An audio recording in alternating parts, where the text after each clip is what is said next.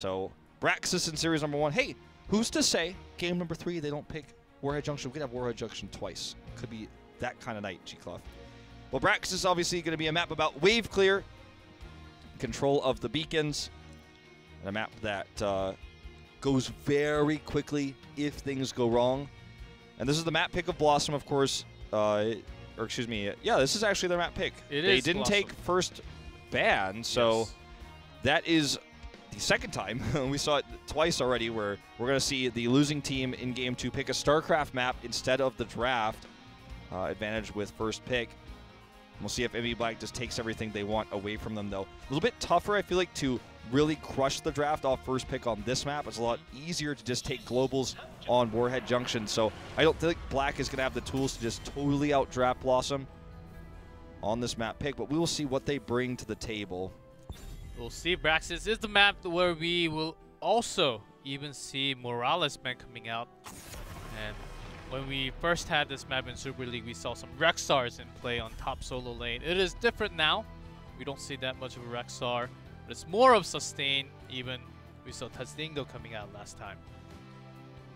BlossoM with the highlight on, I was Why not? Say the Falstaff. I was like, I think Zeratul is a stronger ban. I also feel like you leave Black with so many options here in terms of Wakefield. They may even first pick Gul'dan, unheard of on any other map.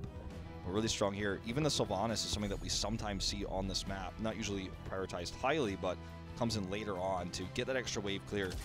It's going to be Malfury, and Black is just keeping it as safe as possible. They know that BlossoM's got something planned here. We could see Vala and Tassadar. The problem with that being that Black will ban out the Ariel, so you can't have all three. But you still have a pretty strong position if you want to go down that path. They definitely have a specific pick plan for this rotation right now. And if it's just standard, I'm still okay with that. But maybe they have something unique to show us here in terms of the map. This is also a great map for Nazeebo. Not because of his late game scaling, but because of how he works, how much he can fling his spiders into the beacon control point, and how strong he is as a laner. He gets a little bit tankier, but you know, he might not even finish Widowmakers on this map if Black gets their way with it. It's going to be all about sustain, that poking, that wave clear, and really holding the control of the beacon. So that's where the power of poking comes in, especially Nazeebo and Li-Ming, of course. Even Chromie comes out very often in Braxis. We even saw a ban, actually a pick coming out in Open Division Korea yesterday. Well, Chromie. Yeah, I mean that has been happening. The ETC pick here is for early game control.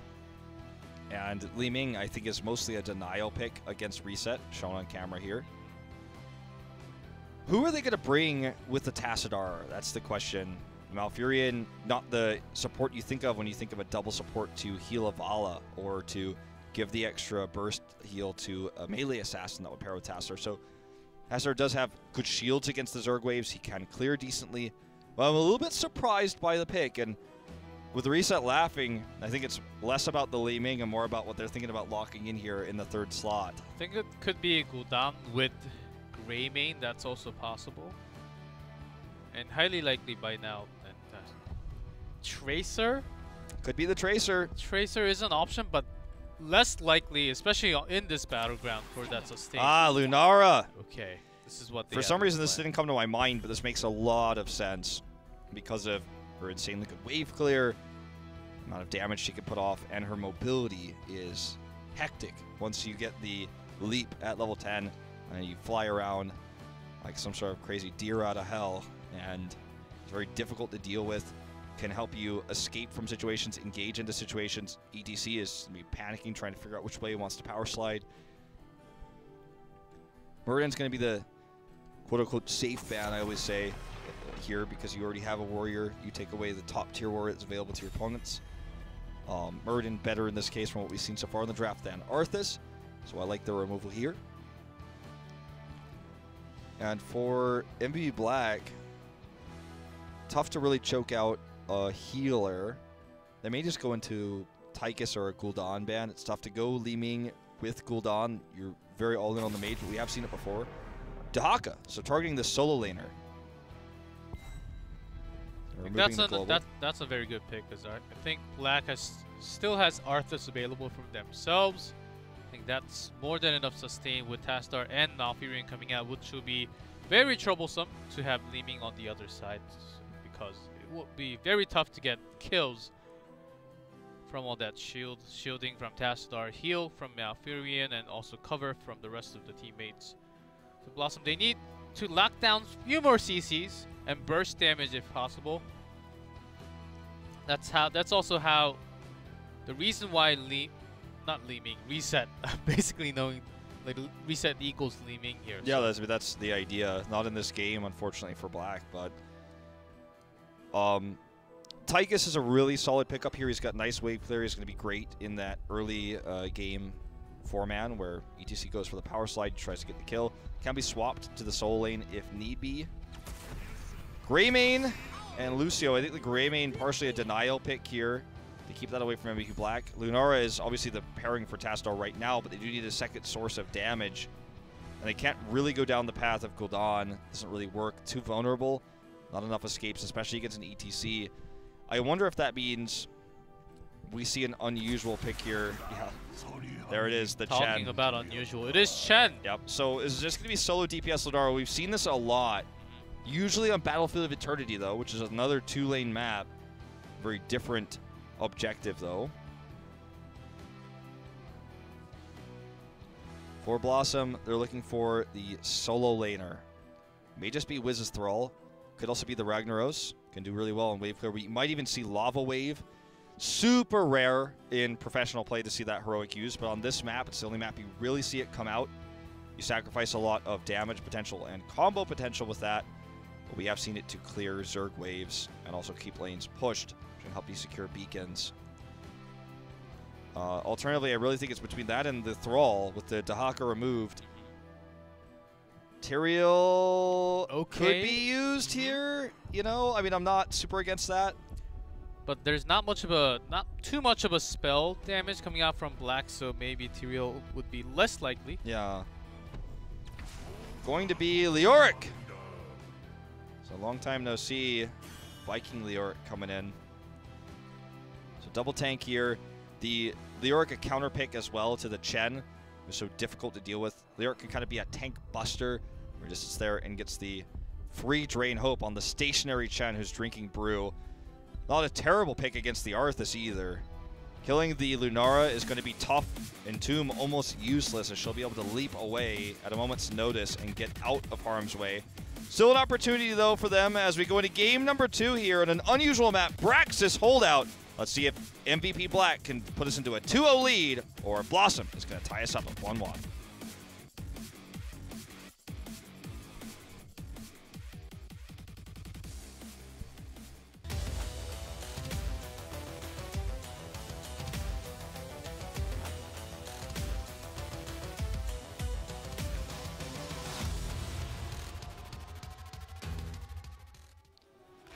In blue, and very well coordinated with their MVP Black mounts, it is BlossoM, Scarlet on Lucio, Dudu on Leeming, Wiz on Greymane, No Chat on Leoric, and Judy on ETC. And in red, MVP Black, Sake on Tassadar, Reset on Lunara, Tist on Arthas, Kyocha on Chen, and Meriday on Malfurion. The ballistics mount for Chen as well. It's actually MVP Black's first Chen of HGC Korea. That's right. Last time they ran Chen was when Rich played it in BlizzCon, which was, I feel like, I honestly felt like it was Rich's worst hero at the time. He didn't seem to be very experienced on it and did have a lot of problems on this hero that's not meant to quote-unquote carry. It's more of the immovable object, as you could see here. This coach just sits in lane and drinks brew. Judy does counter this quite a bit with the Lyric. It's actually Judy on the Lyric, not on the ETC. I misspoke earlier because I was too hype about the black mounts. But anyway, No Chat is on the ETC. He's going to rotate up here. Stuns can interrupt Brew, but there's still just not enough to kill Kyocha up here on the top lane. It's just so difficult to kill a Chen no matter what you're dealing with, but they've got a decent amount of CC to try to make it happen. And with that rotation on top, it's going to be 4v3. BlossoM does have pretty good wave clear, but not the best. No chat coming down here with the power slide. The root doesn't really connect. Just Tassadar topping down some more Psy Storms. The best Tassadar skin in the game. Super cool, Mecha Tassadar. So, go ahead. Gyota is just soaking away with that brew. You can. That's the reason why they picked Chen. He wants to be doing that on the beacon the entire time against Leoric on top lane. He's just going to be the beacon squatter. I'm talking about the Shrine squatter on Dragonshire, the beacon squatter on Braxis, because he's basically unkillable. So they can use that to finish the channel to get the 100-0 split. They'll have to control it first, but with a spawn in 3 and with how this lane is looking, I think he might actually get on it first. Oh, as I say that, he's just going to have to clear mid. Down here in bot, this lane is completely controlled by MVP Black, though, and there's just no sign of BlossoM making any advances. Look, Kyocho's just drinking through this. I don't care. He doesn't have the Shrine controlled yet. He won't be able to do it solo. Would end up eventually losing that exchange, but if anybody dies for BlossoM on the bot lane, that's when the rotation is going to come up and they will start the channel. And there's a root to no chat as root connects. There's not much of a follow-up damage as Lunara was fighting Li Ming on the bottom. No picks yet, but Dudu is taking a lot of damage. Ooh, super aggressively positioned here. Reset is able to just chunk him down, poke after poke. See Reset play against the Li Ming now here and position against it. Very well played so far. No chat looking for the power slide. Does not connect. Good dodge here on the Howling Blast. Look at all the damage that Reset's able to put off. And Kyocha is going to trade here against Judy. Just continue to drink that brew. A drunk panda right now. Indeed. See in the bot lane, another exchange here. Reset almost caught, but does just bounce his way to safety here, as that's what Lunoras want to do. Gets the shield and just continues to control this. They keep the lane pushed, but without a pick, they can't afford any rotations top. So this has been really good so far from BlossoM to make sure that nobody dies. If anybody dies, this game could swing in an instant. And that's where BlossoM would come in. They're looking for these changes, but no chat. Power sliding in, not quite following 100% on that. It's usually going in, rotating around, and then look for a power slide later on to have that late pressure with the TC.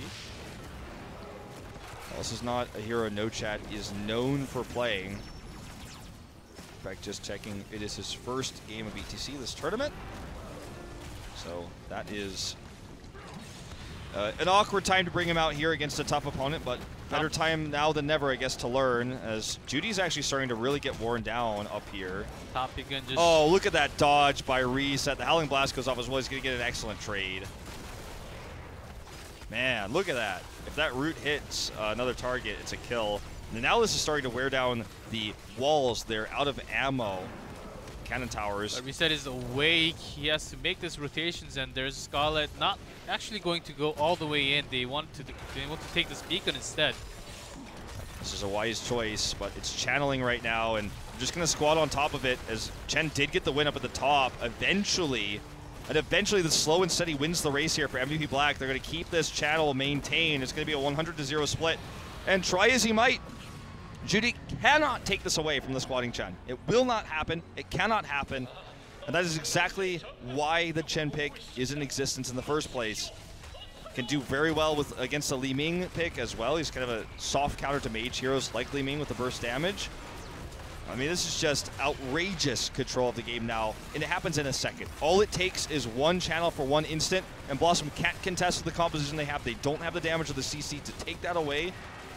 And Black just sits on the shrines and gets their first real massive damage done to structures off of this objective, which is so powerful on Brax's holdout. The Guardian's going to persist for a long time, may even get to keep wall down with this. As that's just kind of how this map goes, which is why it's banned very often. If you get behind like this or you get outdrafted, you struggle so much on this map. And that's exactly what you're seeing from BlossoM. We even see some coil build coming out from Arthas. With some more poking damage and also healing himself with the sustain. Look at the Hydras, how long they're kept alive too. They do a ton of extra range damage, just like StarCraft. Ever see a Hydra bus knock down photon cans of the Protoss wall? You know how that is. It feels similar. Wiz caught here. Even the Moonfire connecting. Reset wants to get the DOT down. Scarlet just barely has enough heals to keep him alive. But for all intents and purposes, he is dead and has to hearth home, which means he's not here in the action as the Guardian Push continues. Look at that perfect cleanse onto reset from Meriday. See, it almost seemed like Power Slide did not even connect there. Kyocha, so it's just a infinite loop of life on this top lane. Well, they keep alive. They're down a level. Black does not hit 10. You can see him topping all the charts right now in damage, but it doesn't matter. This is, by the way, one of the reasons why you should never believe your solo queue teammates when they say, I'm #1 damage, what are you doing? Especially if it's a Leoric, but they do get the pick with a nice rotation here. Black is actually a little bit slow to respond. That was well played. They finally do get the kill. And if everyone escapes, it's a pretty amazing situation here for BlossoM, who's now trying to catch up with 10 and even look for another pick potentially. No Chat goes really deep in, but the coordination with his teammates is not there, and he is punished for his power slide in, which seemed blind and, like I said, completely uncoordinated. This means Black will get the pick, make it a 1-for-1. Now they have 10, as the beacons will be active in just a moment. This is disastrous for BlossoM. They had a good thing going there, but I think they got a bit too excited. Yep, and now they have Archon Leap. And the Trinity of Panda coming in. That will even give more sustain for Kyocha for himself. Stay on the top lane, as talking about top lane, it is getting bashed onto the first wall. BlossoM still looking for that 10. Well, it's looking better compared to the first game, of course. Yeah, this is definitely a really well-practiced map for BlossoM. They know exactly how to at least minimize the damage from the objective and hold on to it as long as possible. They held that bot format for so long, but like I said earlier, it was slow and steady wins the race for MVP Black, and eventually they won out. Coach is having some trouble here in the top lane. The Mercs will help defend this. But you just can't fight out Chen's sustain. If you leave the lane to gank him, then you lose your bot fort anyways. So it's really kind of a catch-22. Oh, look at this coordination with the root here onto Wiz. The sound barrier is wasted. It's very late. And that's rough. You know, now a heroic that's 5 times the death timer of Greymane is now on cooldown, which you're not going to have to defend, as the beacons are going to be taken for MVP Black. We're likely going to see that over and over again. ETC power slides in every single time, but there's not much of a follow-up because MVP Black has so much CC. When Greymane tries to dive in along with ETC, that's when Greymane gets caught and blown up. We saw that happening a few times already. So it's really hard to follow up with ETC, and No Chat has been going super aggressive when the team really can't follow up at all. Yeah, the lack of sound barrier really painful here. Saw even Entomb being used to try to block Chen off the point. He failed to do so. And now it's actually taken back for MVP Black, because Judy's just like, oh man, this is an impossible matchup. I thought Lyric was the counter, just not good enough alone. You need a rotation to deal with that. And if you rotate when you have this much pressure against you, you just lose a keep. Looks like they may lose the keep regardless. The Zerg wave is going to again be, or I mean to say Ford, of course. The Zerg wave is going to be 46.3k, 100-0. And look at the bot push. Mercs are involved. And oh, triple Howling Blast. Reset's going to have a heyday. Sound barrier just barely comes up on time to keep Dudu alive. He gets hit though, and he may just burn down. Does Scott have the heals? Just barely again. He will save him. But look at this pressure in the bot lane. That Raven is still going at it. The Zerg wave is going to hit this keep wall hard. They have level 13 now.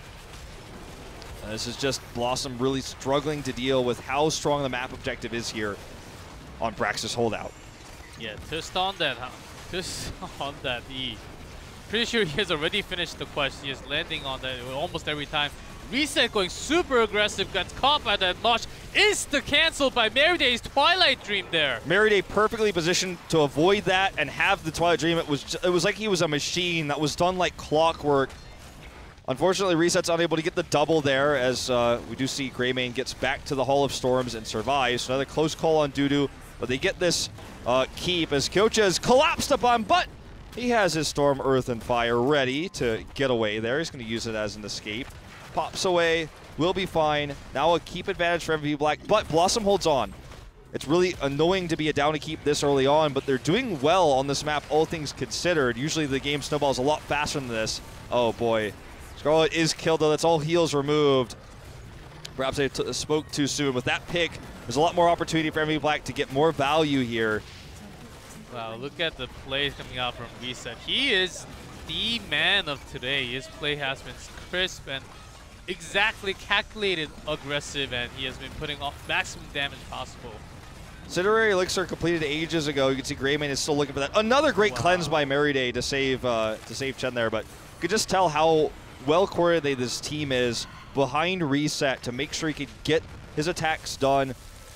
And look, I mean, this is such a one-sided game because of one push leads to another push, leads to another, and you have this snowball-y map that, quite frankly, is so difficult to catch up on when you have such a strong solo laner like Chen and you're already behind. Once again, Howling Blast, this time through the wall. Dudu is not getting out of it this time. Double kill here already. And Reset is, I mean, remember, let's not forget, he's an ex-melee assassin. Main melee. I'm talking Illidan. He was considered one of the best Zeratul in the world by many. And now he's switched into ranged assassin. He was just a flex, and now I feel like he's even surpassed Sake in terms of what he could do as an assassin. And he is killing it on Lunara right now. Oh, and it is 3v5, but BlossoM already knows that look at this boss, it covered will by be the game UI. over by the UI indeed, and Reset is just going on 1v3 there. 1v3! And I think he still gets a kill on Dudu, by the way. Hold on. Hold on. Not anymore. Lucio's there. Okay. Even oh, sorry, on Wiz, the ground. Not sure what exactly happened there. Well, maybe just for the blog in case Lara comes leaping in again. This is just frustrating for BlossoM. Now they have to deal with the boss, which means they can't channel the beacons, which means Black will likely have another 100-0. And right now, BlossoM is kicking themselves in the foot for even taking the Li Ming away. It's like, oh, I thought, you know, it was tough to play against the Reset Li Ming, but against the Lunara, it's even worse. This is the opportunity, like you said, for them to try to turn this around, but look at No Chat taking that damage. Sound barrier goes down, but the boss is wailing on the keep. So much damage done. Immediate interruption again with the Twilight Dream, and this may just be game over, G-Clef, in game number 2. Seems like it indeed, and there's Kyocha just chasing his targets, and Lara leaping over the core to do the rest of the damage onto Dudu. Sound barrier does not keep them alive. Looks like this will be a core for sure with that all that damage and shields and heals coming out from MVP Black. Yep. Even see Wiz up there just kind of hanging out. This is going to be game number 2 going to MVP Black. Wiz sneaks his way back into the Hall of Storms, but can't do anything to defend as all eyes once again on Reset, King of Lunara. And just such masterful play we saw from him today.